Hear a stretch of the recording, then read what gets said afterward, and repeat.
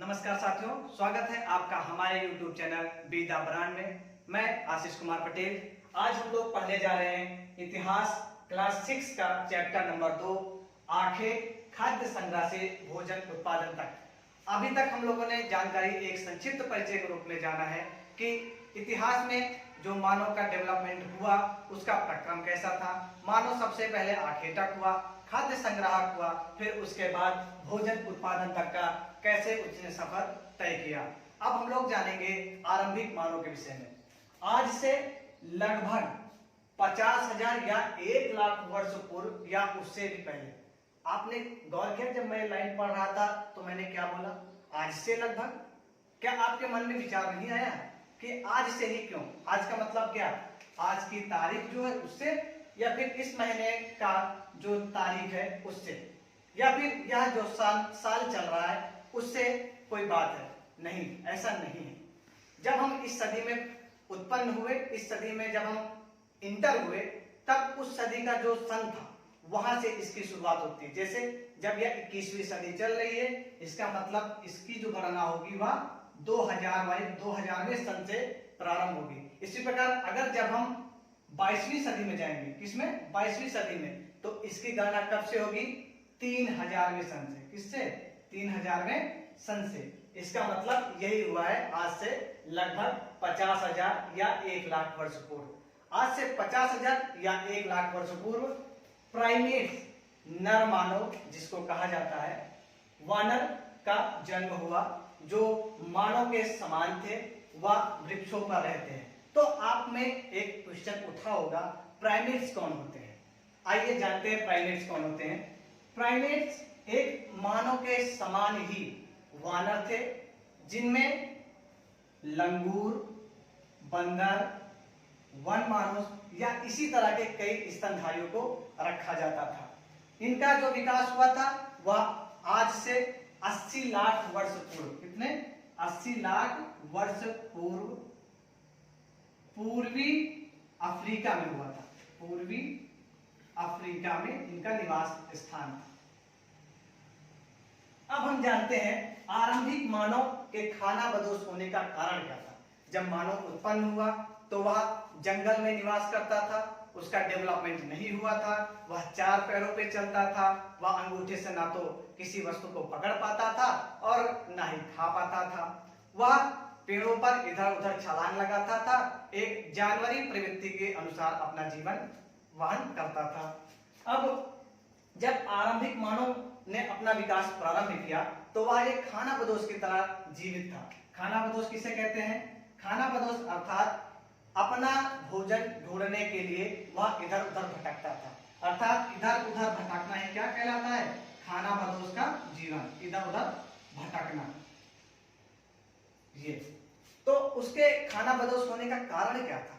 पहला कारण था एक स्थान के भोज्य पदार्थों की समाप्ति। इस पे जरा गौर करिए। अगर आपको एक कमरे में बंद कर दिया जाए और आपको केवल थोड़ा सा भोजन रख दिया जाए, अर्थात आप केवल 2 दिन ही खा सकते हैं, तो आप क्या करेंगे? उसको 2 दिन जल्दी जल्दी खा लेंगे आप, क्योंकि ऐसा ही होता ना, जब प्राय आप लोगों को भूख लगती है तो हम एक नहीं 2 पूरियां ही खा लेते हैं, 2 क्या 4 भी खा लेते हैं, ऐसा ही होता है। तो हम लोग उसका भोजन जो होगा खत्म कर देंगे। अगर 2 दिन का है, 1 दिन में ही खत्म कर दे तो दूसरे दिन तो उनको भूखा रहना पड़ेगा। उसी प्रकार अगर हमको भोजन ना मिला तो हम भूखमरी के शिकार हो जाएंगे और भूखों मरने लगेंगे। तो पहला कारण क्या था? वहां पे जो आदि मानव रहते थे एक पर्टिकुलर स्थान पे, वहां पे भोजन की समाप्ति होने लगी, तो उन्होंने उस स्थान को छोड़कर भोजन की तलाश में दूसरी जगह जाने लगे। अब दूसरा कारण जो है परजीवी, अर्थात हिरण और ऐसे ही छोटे जंगली जानवरों पे हमारा आदि मानव जो आखेटक था वह आश्रित था।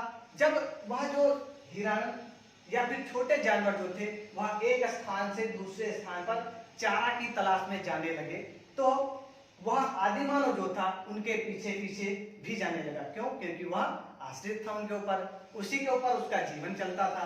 जो इसका तीसरा कारण है मौसम का लगातार परिवर्तन, क्योंकि अधिक से अधिक मानव उत्पन्न हो रहे थे, अनेक जीव जंतु अपना विकास कर रहे थे, तो वह कार्बन डाइऑक्साइड उत्पन्न कर रहे थे, जिससे जो बर्फ थी वो पिघल रही थी और नए नए मैदानों का क्या हो रहा था? विकास हो रहा था, जिस कारण से मानव ने भी अपना विकास प्रारंभ कर दिया।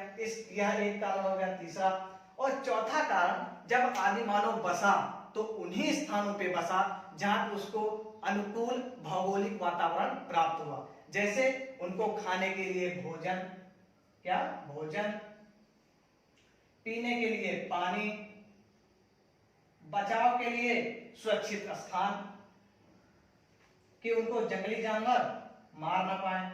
इन्हीं स्थानों पर इंसानों ने क्या किया, अपना बसाव प्रारंभ किया।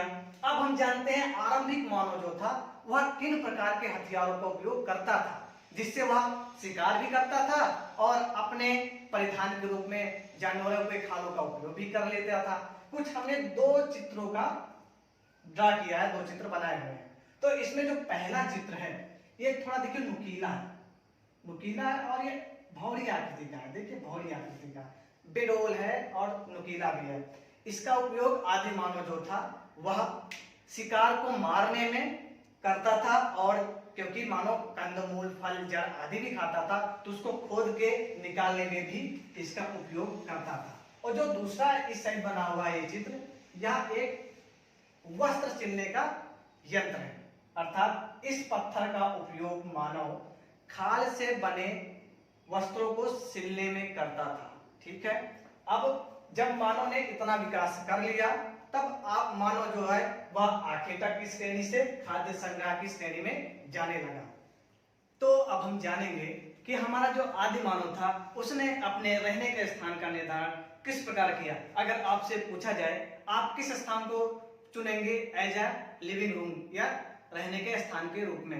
पहला कि वह जो असुरक्षित हो, जहां पे बम विस्फोट होते हो रोज, ऐसा स्थान, या फिर ऐसा स्थान जहां पे बढ़िया खुली हवा में रह सके आप और अपना जीवन यापन आसानी से कर सके। तो आप उसी ही चुनेंगे जो आपके लिए उपयोगी हो और सुरक्षित हो। ऐसा ही जो हमारा आदि मानव था उसने पाषाण से बने शैलाश्रयों का उपयोग किया। कब? पूरा काल में, अर्थात प्राचीन काल में, जो उनके लिए सुरक्षित भी था और उपयोगी भी था। वह इस प्रकार, क्योंकि जब बरसात होती थी तो वह उन शैलाश्रयों के नीचे अपना स्थान बनाता था, जहां वह बरसात से बच जाता था, ठंड से बच जाता था, और वहां से जो पत्थर के हथियार बना पाता था उससे वह शिकार कर लेता था। इसलिए उसने किसका उपयोग किया? पाषाण से बने शैलाश्रयों का उपयोग एज अ लिविंग के रूप में। अब जो भारत का पाषाण काल है वह हिमयुग में शुरू हुआ। हिमयुग, इसको अंग्रेजी में कहते हैं प्लीस्टोसीन, अर्थात जब हमारी पृथ्वी की सतह बर्फ से ढकी थी उसी को कहा जाता है हिमयुग। उस समय पाषाण काल का उद्भव हुआ भारत में। इस समय का इंसान क्या कहलाया? पाषाणकालीन मानव।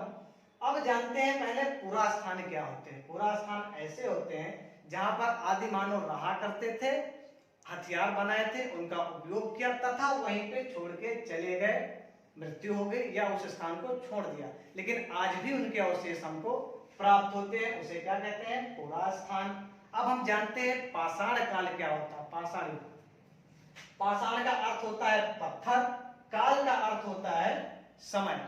ऐसा समय जब पत्थरों का उपयोग बहुतायत रूप में किया जाता है था उसे कहते हैं पाषाण काल। जो पाषाण काल है उसको 3 भागों में बांटा गया।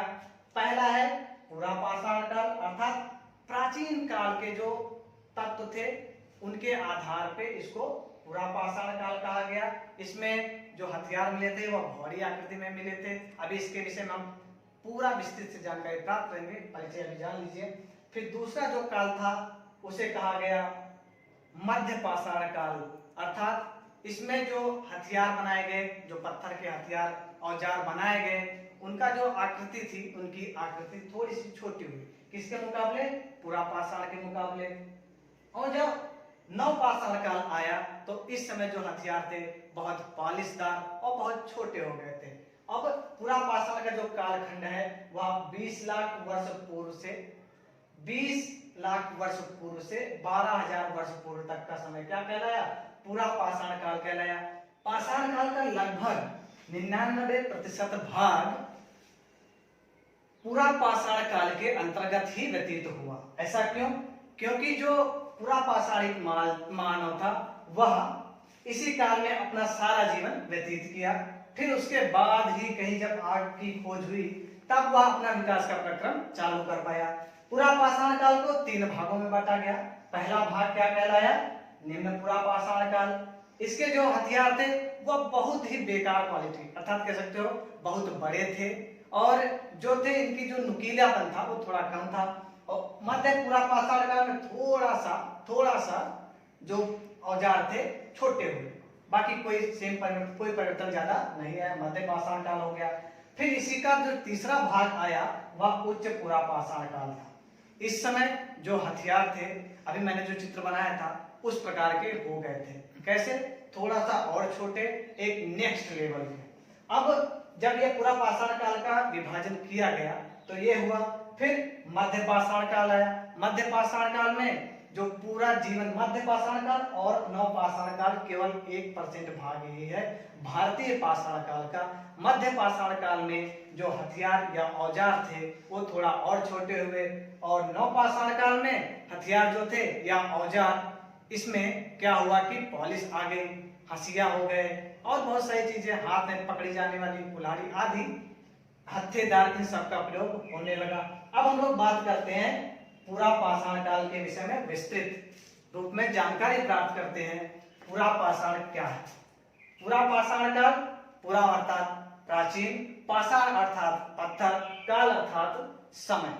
ऐसा समय जो प्राचीन भी हो और जिनमें अधिक से अधिक पत्थरों का उपयोग भी किया गया हो, उसे कहते हैं पूरा पाषाण काल। इसका जो कालखंड रहा वह 20 लाख वर्ष से 12,000 वर्ष पूर्व तक रहा।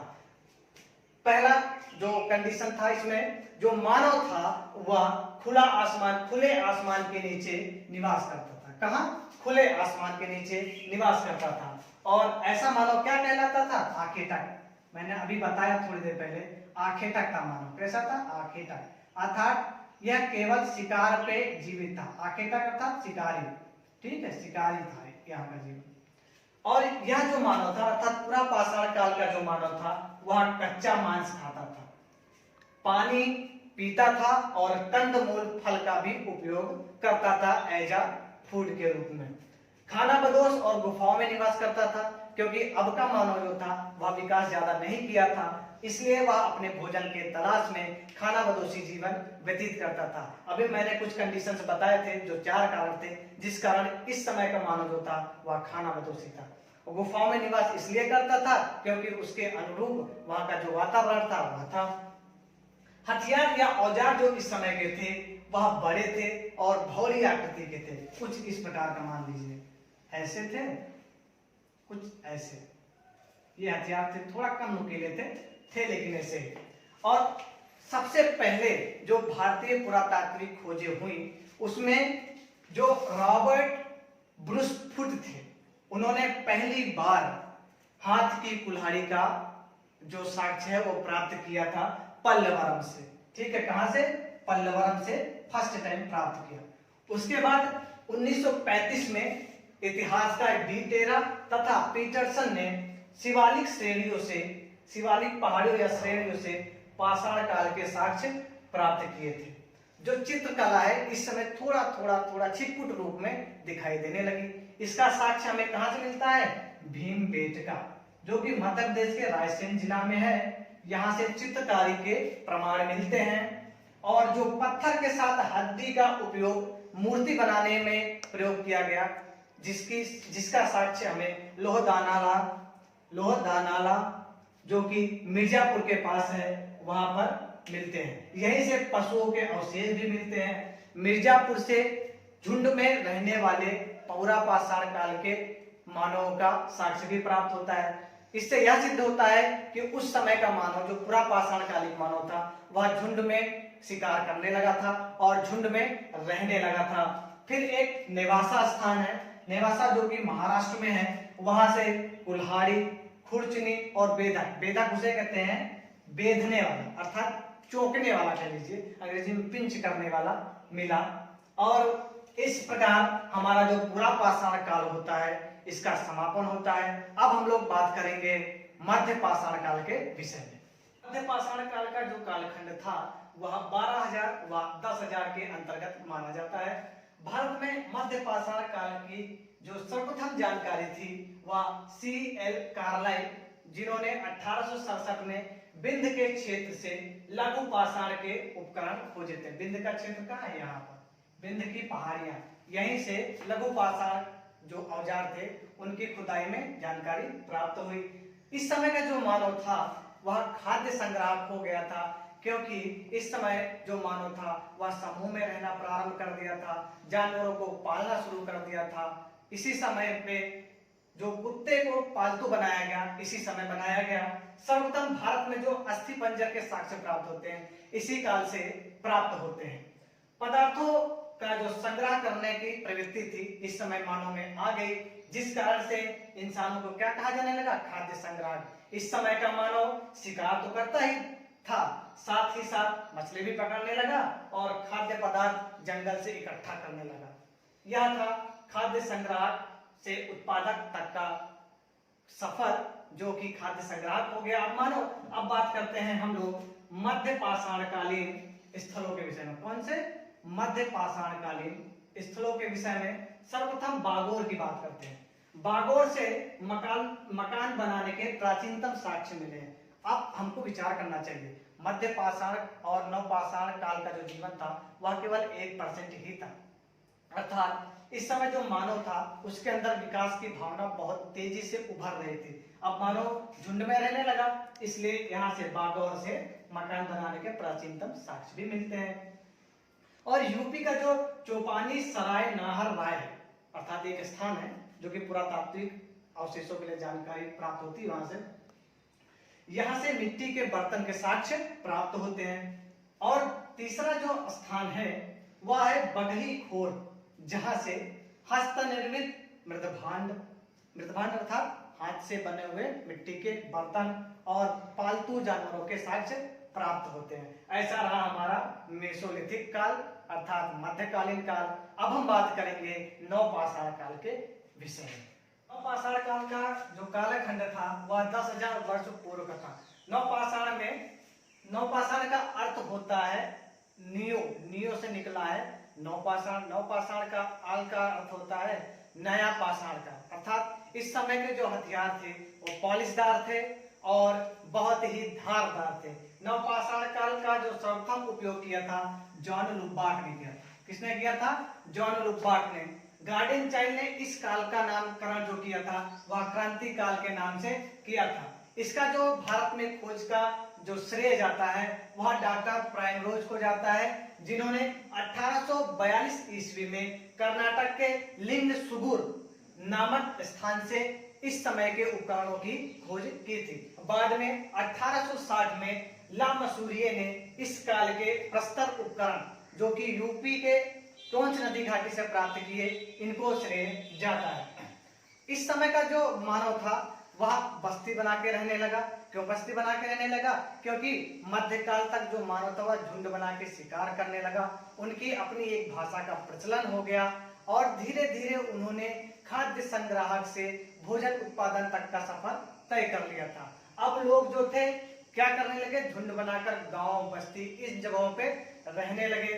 मानव का जो जीवन था इस समय का संगठित हो गया था।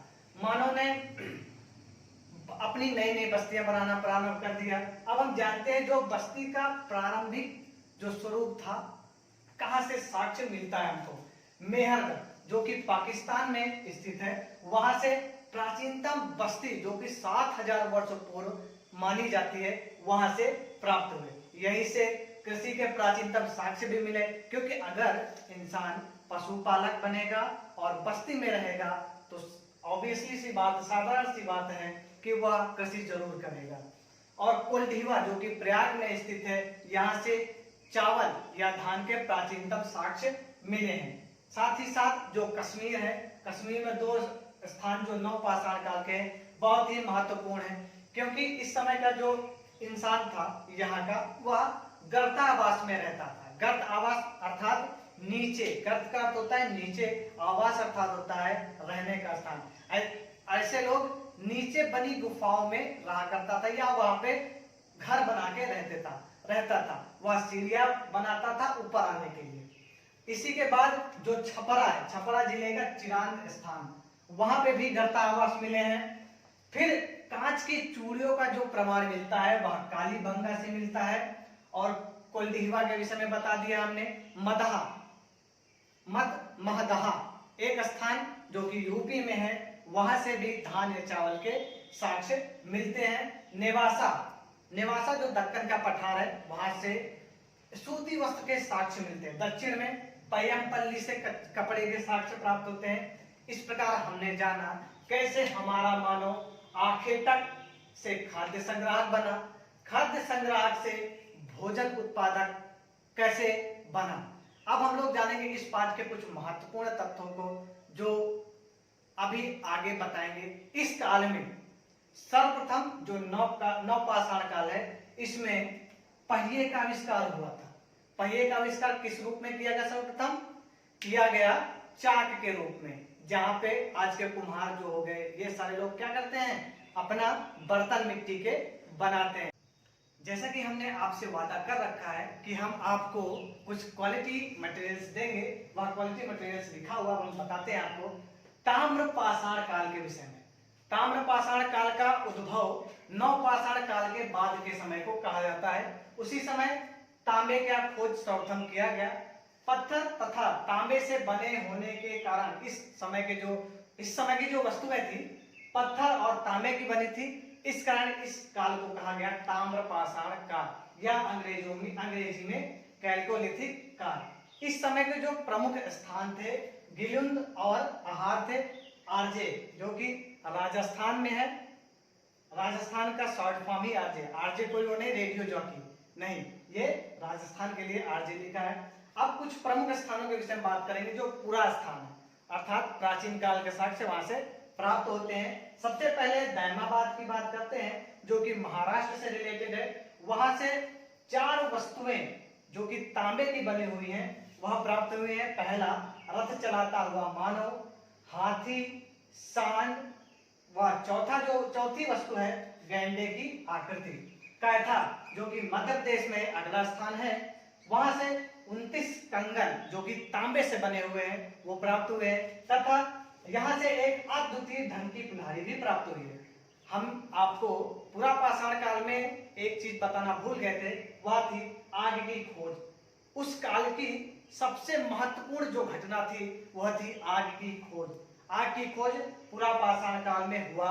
उसके जो साक्ष्य मिले हैं वह कुरनूल की गुफा से मिले हैं। यहाँ पे राख के साक्ष्य प्राप्त हुए हैं, जिससे यह सिद्ध होता है कि पूरा पाषाण काल में आग की खोज हो चुकी थी। फिर मेहरगढ़ आता है जो कि पाकिस्तान में है। वहीं पर मानव के साथ बकरियों को भी दफनाया गया, इसके साक्ष्य प्राप्त होते हैं। फिर इधर नवपाषाण काल की ओर चलते हैं। मध्य पाषाण में ज्यादा कुछ विशेष कार्य नहीं हुआ। मध्य पाषाण काल में केवल मानव प्रकृति में उत्पन्न भोज्य पदार्थों को इकट्ठा करता था, मछली, कंदमूल, फल आदि को, उसी से अपना जीवन यापन करता था। फिर जो अगला पार्ट आता है पहिए की खोज, अर्थात नवपाषाण काल का जो समय होता है उसमें पहिए की खोज हुई थी। पहिए की खोज सर्वप्रथम चाक के रूप में हुआ। चाक के रूप में अर्थात कुम्हार जब लकड़ी कुम्हार जो बनाता है मिट्टी के बर्तन, उसको देखा होगा चाक, वही चाक थी।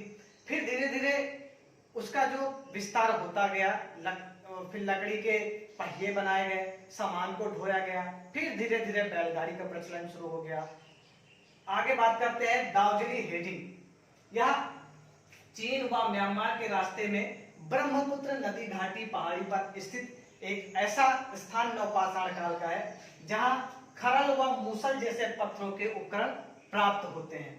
जेडाइट एक ऐसा पत्थर है जो कि चीन से मारा जाता है, चीन से लाया गया होगा पत्थर प्राप्त होता है। वह काष्ठाश्म, अब काष्ठाश्म क्या चीज है जानते हैं, अति प्राचीन लकड़ी, बहुत प्राचीन लकड़ी जो कि उच्च दबाव से कैसी हो गई हो, पत्थर बन गई हो, उसे क्या कहते हैं, काष्ठाश्म। अगला चताल युग जो कि तुर्की में स्थित नवपाषाण कालीन स्थान है। यह प्रमुख स्थान है विश्व का जो नवपाषाण काल से रिलेटेड है। यहाँ जहां से सीरिया से लाया गया चकमक पत्थर फेमस है, लाल सागर की पौड़ियां फेमस है, तथा भूमध्य सागर की सीपियां वहां की प्रमुखता से पाए गए हैं। अब हमारा यह पाठ जो कि है चैप्टर 2 आखेट खाद्य संग्रह से भोजन उत्पादन तक खत्म होता है। आपको हमारे प्रथम लेसन जो कि हिस्ट्री से और प्रथम लेसन जो कि ज्योग्राफी से अगर उसको पढ़ना है तो उसका जो प्लेलिस्ट है वह आपको डिस्क्रिप्शन लिंक में मिल जाएगा। और जो हमारा इस पाठ का नोट्स है वह हमारे टेलीग्राम चैनल से आप डाउनलोड कर सकते हैं, उसका भी लिंक हमारे डिस्क्रिप्शन में। अगर वीडियो अच्छा लगा तो लाइक करें, शेयर करें, सब्सक्राइब करें और सुझाव भी भेजें कमेंट के रूप में। धन्यवाद।